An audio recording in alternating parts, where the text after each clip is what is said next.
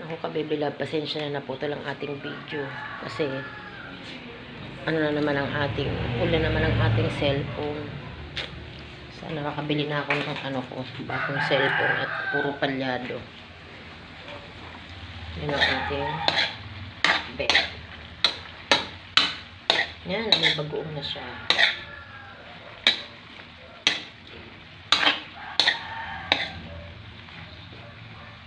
Hindi ko siya nilagyan ng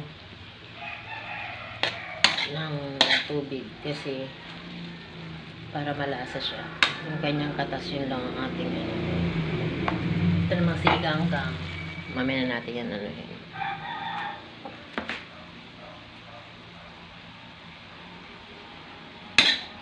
Yan, amoy na siya, may pakot. Amoy yummy na.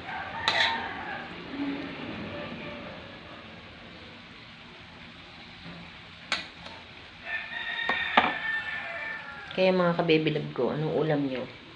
I-comment nyo nga kung anong ulam nyo. Kasi kami, laging dala-dalawang ulam gawa ng ito mga bata. Kanya-kanya kami ng ulam, kaya medyo magastos.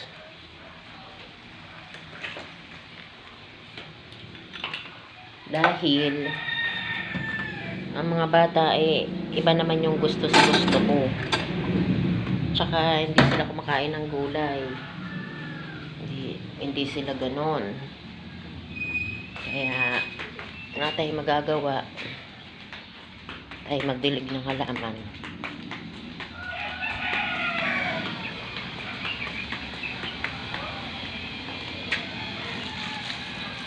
Yung mga halaman kong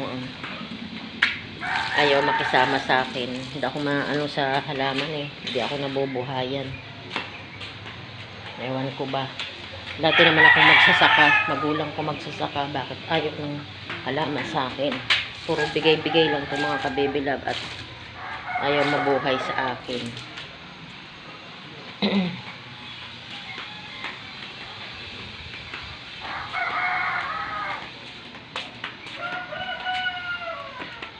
Ayan, nagdilig tayo. Sana all nadidiligan. Charis! Buti pa ang halaman, nadidiligan.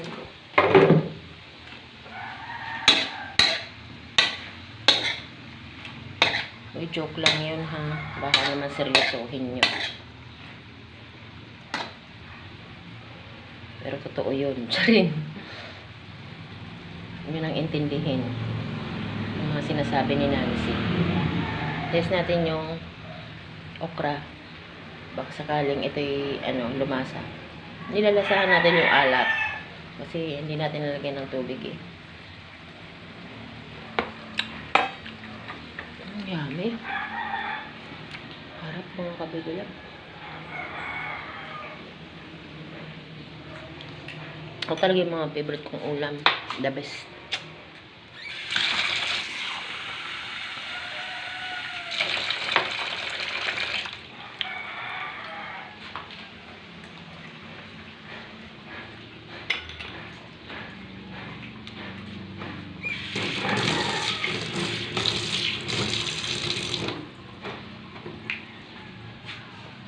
Sarap. Hindi pa nga luto, ang sarap na. Lutuin natin maigi kasi yung sigarilyas kung tawagin, puro pagulong sa Bicol, kailangan luto maigi yan kasi minsan parang nakakaano din siya, basta pag di mo nilutong maigi yan, masama. Parang ano ba yung isda na yun? Yung tinatanggalan ng bala, ng buto. Ay, ng buntot.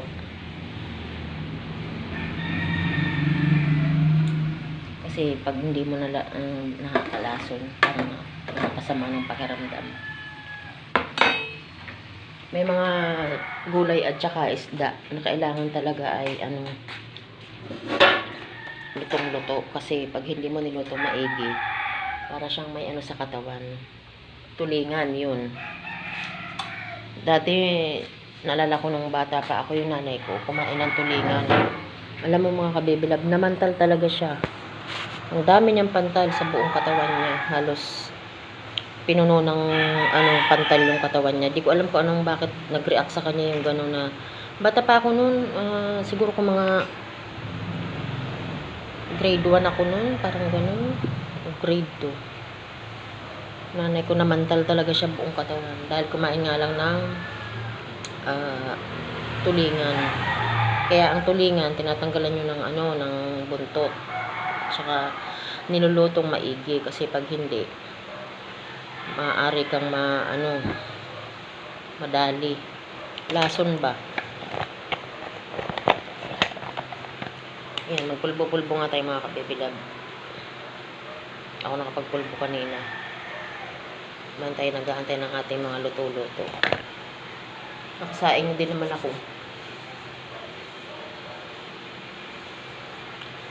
Ita na itulog pa. Nandun sa kwarto. Hindi tumabi dun sa mami niya. Sa amin ni Alex tumabi. Nosebleed kami kagabi doon, Diyos ko. Lalaro lang eh. May pa doktor pang nalalaman bata ngayon. Cute na mga kabibilab pagka yung baby ganun. Parang i-entertainin ka talaga, yung sasayahin ka. Kami nga katuwaan namin ni Alex yun si Tana eh. Pagka yun English siya, paano. Tawa kami ng tawa. Kahit kami nauubusan ng English dun eh. Lalo naman ako, Diyos ko po, tayo masyadong maalam dyan. Basic lang. Talaga nga naman, di ba? Nagluluto, nagkikilay.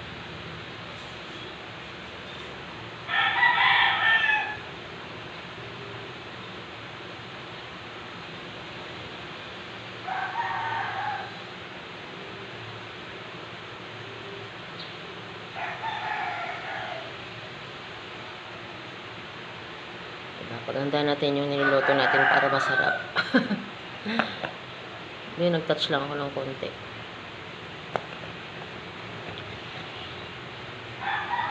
Amoy na siya. Amoy na. Bango. Nakabibilap. Ang bango nung bagoong. Kasi galing Pangasinan pa yun eh.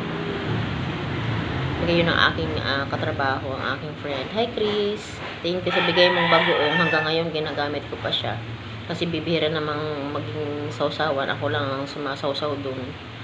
Kaya ngayon nilagay ko sa pakbet. Miss you friend Chris. Kamusta ka na? Sa work talaga, minsan umaalis tayo dahil sa mga negative na sa atin. Kaya pag ganun, toxic ang paligid, kailangan nating layasan. Pag ganun. Kaya ito, and at the same time, ito na may mag-aalaga kasi ako kay Tanang gawa ng wala nang mag-aalaga dun sa bata. Laging umaalis yung mami niya, estudyante yung nanay noon. College. Pag nakagraduate, baka siguro ako makakagora ng trabaho. Pero wait lang natin graduate para iniisip ko rin kasi para sa anak din naman niya kay Tana. Ang iniisip ko na lang yung anak niya, kahit ang tigas ng ulo niya, yung anak na lang niya ang importante sa akin kasi gusto ko ma-secure din yung future ng bata. Kaya ayun, talagang gusto ko makatapos din siya kasi katulad niyan, minsan yung ama hindi rin nakakapagbigay. Kaya tulong-tulungan lang, di ba mga kabebilab? Luto na yung aking pakbet. Yan na natin.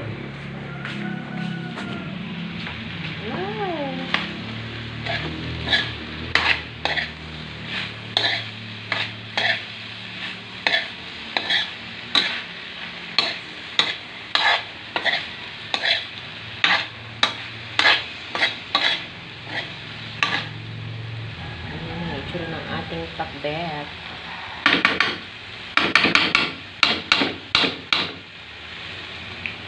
Na ang kanyang sabaw. Lagyan natin ng konting tubig lang mga kabebilab. Para lang mag-blend yung kanyang konti lang.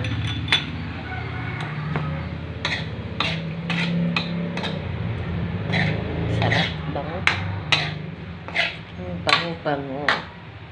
Yan, nalagay ko siya ng baboy, bagoong. Yung chicharon ako bawal sa akin yun. Kaya iwas muna tayo dun.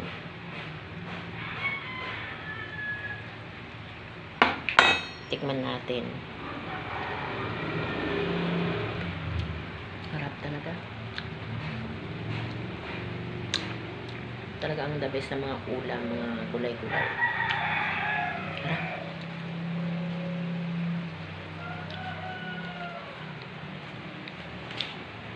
Ako, Ming, matatapakan kita. Tapos magagalit ka. Tingnan natin ang siniganggang natin.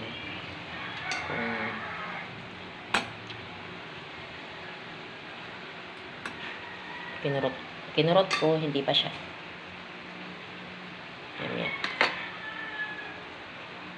Yan. Kumagat yung lumasa yung sili. Sarap. Pansin nyo, every time na magluluto ako, puro sili. Ayan, mga taga Bicol, shoutout sa inyo. Bicolaan na to. Sarap ng sili. Medyo maanghang-anghang. Diba?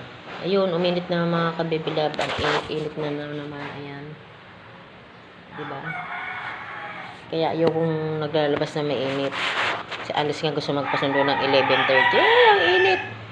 Commute na lang siya. 15 lang naman. Diyos ko. Sa halagang 15 pesos, may initan ako. Ay, naku. Sa umaga, pwede pa. Talagang nahihilo niya ako sa umaga. Pero sa hapon, ayoko. Ang init naman naman may kaartihan tayo. Diba? Masisira ang ating aircon tayo ng aircon. Tapos ngayon, papainit lang. Bye-bye mga kabibilab. Mamaya uli mag-upload lang ako. Mamaya uli update ko kayo kung anong lasa ng ating niluto. Bye! Shoutout Malaysia, USA, tsaka dito sa atin mga kababayan, kasi nakikita namin sa analytics kasi yun ng YouTube kung sino yung nanonood sa amin, kaya sina-shoutout din namin. Thank you so much guys for watching.